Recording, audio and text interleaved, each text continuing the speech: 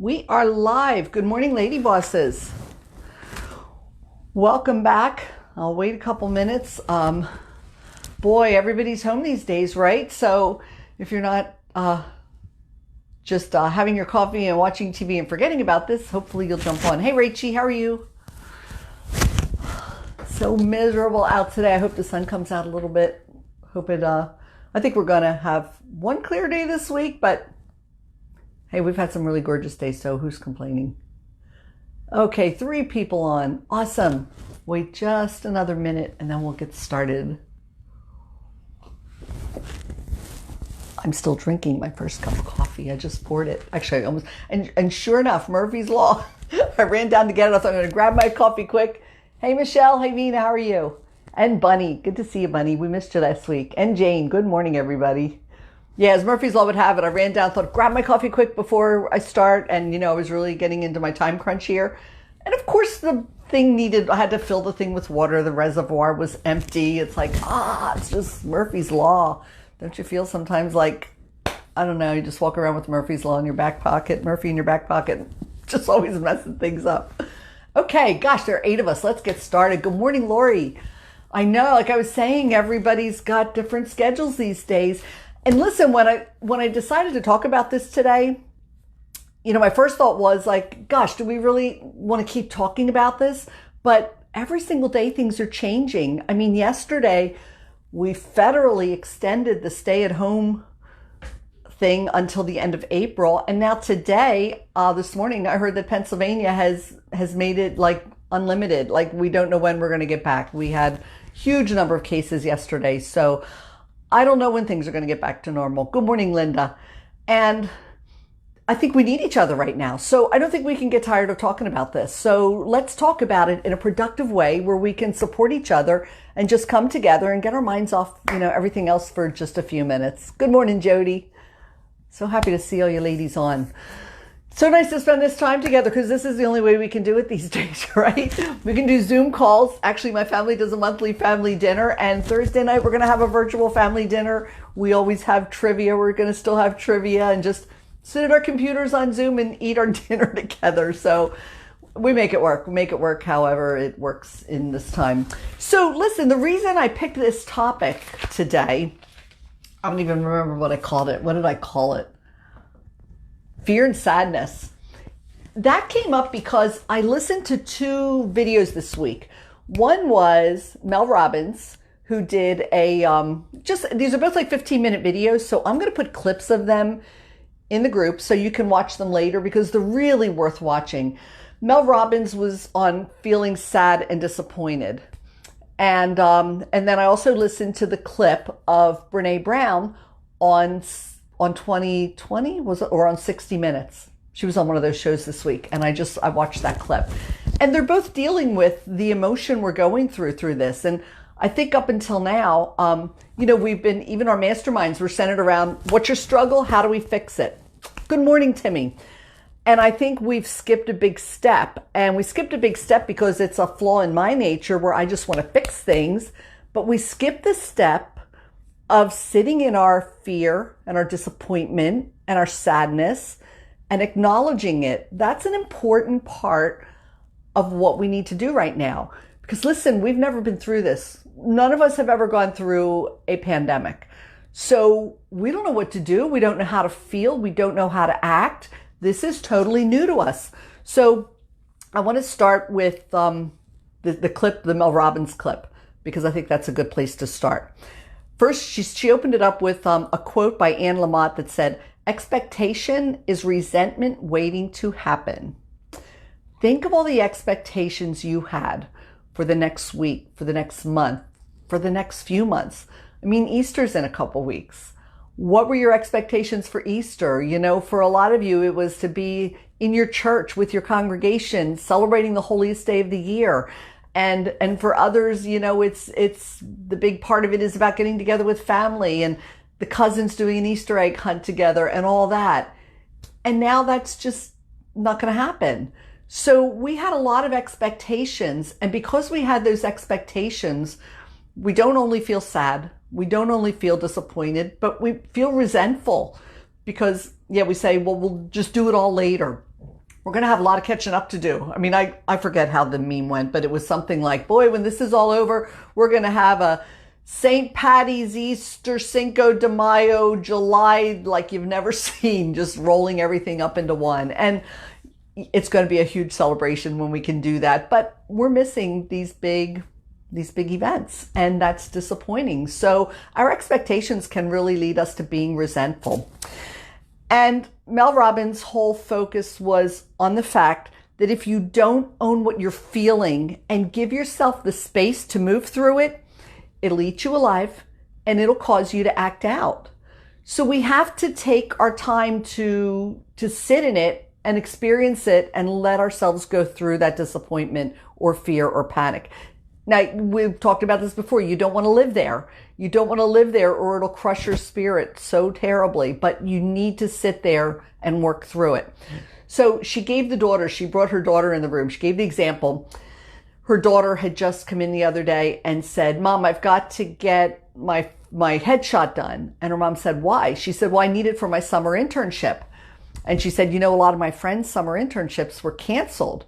And so Mel Robbins swooped in because it's her nature to want to fix things. It's my nature to want to fix things. I've had to really quiet myself down so that when somebody's talking to me, I try to learn just to listen and not try to fix unless my opinion's asked for. But, men do this especially, women not so much, but women who maybe have a little more testosterone do. I know I do. But almost also as parents and spouses and as friends, when we see anybody we love dealing with something that's scaring them or making them feel upset, we immediately want to fix it because we want to fix the world. We don't want our kids to be scared or sad. We don't want our husband to be panicked or scared. We don't want the people around us to be disappointed. So we jump in and try and fix it. So her mom's immediate reaction was, oh, honey, it'll be okay. Everything will be fine. And she said, it took her a minute to realize, oh my gosh, I just totally took away the opportunity to even hear what her fears were. And when she called her in the room, she said, what are your fears right now? What are you going through? And then her daughter told her, I'm scared that, I might have to be home all summer and I can't be with my friends. And this is what's hard. Allow your loved ones to move through that, to tell you what they're afraid of. Don't jump right in and try and fix it. Bigger thing, because again, an empty pot isn't going to fill anybody's cup. Let yourself sit in it and experience what you're feeling and what you're scared of. Feel before fix. And you know what? She said the reason we do that is because it's very uncomfortable for us to sit in those feelings. And it's very uncomfortable for us to sit in someone else's feelings and not want to make everything better. We want everything to be better because we want everybody to be happy and healthy and good. So this is how we move through life. So don't try to fix your disappointment. Do not try to fix that. You need to own it. You need to work through it. Do not try to fix your disappointment. And then she said how if you don't own it, you'll act out too. And think about it. You get so frustrated because the kids are upset they can't play with their friends, and the husband's upset he can't go to work and he can't go to the diner for breakfast and yada, yada. So you just hit your peak and you start yelling at people and you try to slap perspective into them, right? Oh my gosh, guys, it's not forever. If we stay home, we're going to save lives. I mean, we have food, we have a house to live in, we have each other. Don't we do that? Perspective, perspective, perspective. And we don't allow them to go through the disappointment. So feel before fix. And something big to realize is the perspective's different for everybody. Perspective for your kids is going to be huge disappointment that they're missing a few soccer games. Oh, how's that? I never had that ring in the middle of a call. They're going to miss a soccer game or they can't play with their friends. And your fear, your disappointment might be that you just got laid off from your job. And, hopefully now we'll be okay with unemployment and all that stuff. But there's still all that fear. Like, oh my gosh, I don't even have a job now or something to do during the day. So yeah, that feels much bigger. But believe me, the perspective your kids are going through, as little as that seems, That's huge to them. I mean, think about a girl, if you've got a young teenager at home, she can't be with her friends. She can't be with her boyfriend. It may as well be the end of the world. That is the absolute worst thing she could be experiencing and going through. So realize that whatever it is they're going through, it's real to them and it's big for them. So don't minimize it. Don't try and slap them with perspective. Don't, realize this is huge to them. And listen, this is a collective moment of disappointment. We're all feeling disappointment on some level. We're all feeling fear on some level. I mean, even though, some are more than others, we all have some level of like, when's this all going to end? And is it going to affect anybody I know? And am I going to lose anyone? I'm in my Polka Dot Powerhouse Women's Connection group, and one of our dot sisters in Nevada just lost her husband to this. They only were married like 7 years, I think. They have a 6-year-old little boy, and he just died from coronavirus. So, we see that and we think it's going to happen to us. And so feel that fear, let it work through you. But then what Mel's advice was, remind yourself of a better day that's coming. After you've sat in it and moved through it, think about what it is you want to do that's going to mean so much to you when this is all over. Whether it's having your family together for a family dinner. For her, it was going home, and going home just to physically be there. I don't know if her family's still there, but she said to walk the shores of Lake Michigan, to be outside, to not have the fear of going out anymore. Think about that day that's coming when things will be normal again. And hey, it might be a new kind of normal, but maybe we redefined our normal a little bit after all this. But once you've walked through disappointment, take yourself there. And that's really going to just give you a different perspective. And again, it's, you're at the crossroad. Are you going to live in the negative space? You're going to move into the positive space. So, at that point, move into the positive space. So now I want to talk about the Rene Brown little gig on 60 Minutes, I think it was. She did massive studies, if you don't know who she did, on human vulnerability. She wrote the book Dare to Lead. That's probably her biggest seller. You have to check her out. She's an inspiring woman. But again, she opened up with the fact that we don't know how to do this. We've never lived through anything like this, and we don't know how to do this. And that by itself is freaking scary. And that by itself is why we need each other so much. And if you're not making social connections on Zoom, or at least picking up the phone or something, please make sure you're making social connections outside of your house, because it's really important. And she said the same thing. She said, if you don't name it and if you don't own it, it will eat you up. Same thing Mel Robbins said. It'll destroy you if you don't own your feelings.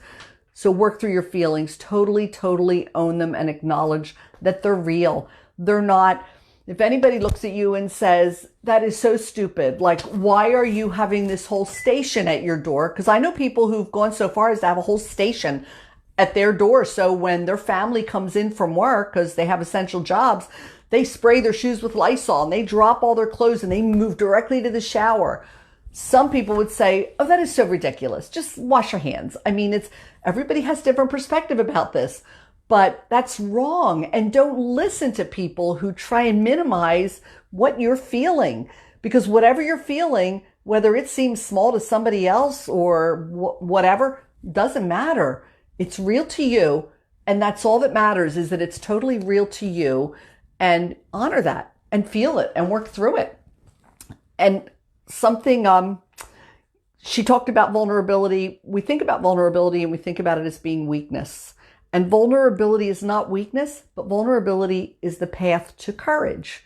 This is Rene Brown's, underlying message, I think, in most of what she does. And so she talks about, when you're afraid, you just do it anyway. Courage is being afraid, but doing it anyway.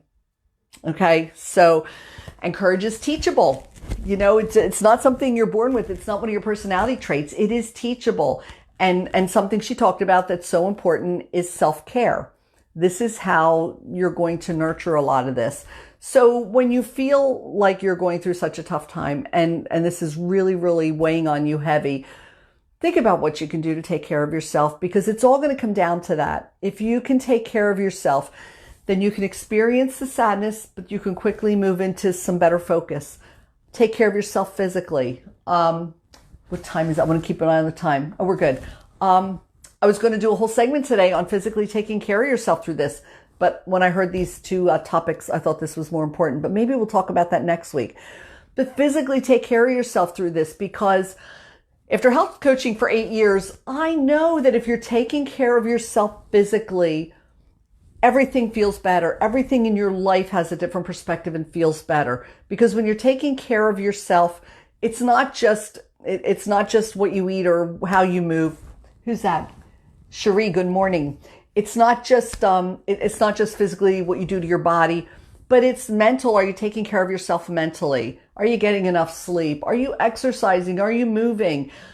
Little things. There's so many little things you can be doing. But if you're just sitting on the sofa, watching Netflix, and only getting up to go to the bathroom and grab something to eat, you're not helping yourself move through this at all. You're not helping yourself to be healthy. And if you're not healthy, this depression, this sadness is just going to explode and be so much bigger. So it's so important to take care of yourself. It's like you can't go get a massage. I had to take all my nails off. We can't get our nails done. There's a lot you can't do right now, but there's a lot you can do. Good morning, Kathy. Whether it's just curl up on a sofa in another room and read a book instead of just binge watching Netflix. And, by the way, there's nothing wrong with doing that right now. We have a lot of extra time. There's nothing wrong with doing any of that. But don't do it to the exclusion of taking care of yourself and keeping your body in some kind of movement.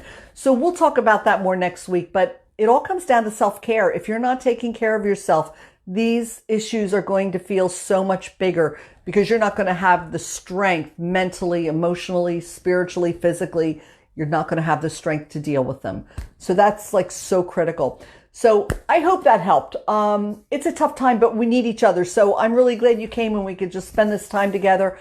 I'm going to put links for both of those videos in the group right now. And so if you have, neither one is more than 15 minutes. If you have time, please take a look at them. Mel Robbins and Rene Brown, two of our most powerful voices in the world today, and they've just got some fabulous things to say. So a lot of it will be redundant because I gave you a little bit of a, cliff notes of what it was, but so different hearing it in their voices. So definitely check it out. Okay, ladies, love you all. So happy you're here. Take care of yourself and have a great day. Have a great week. I'll talk to you next week. Bye.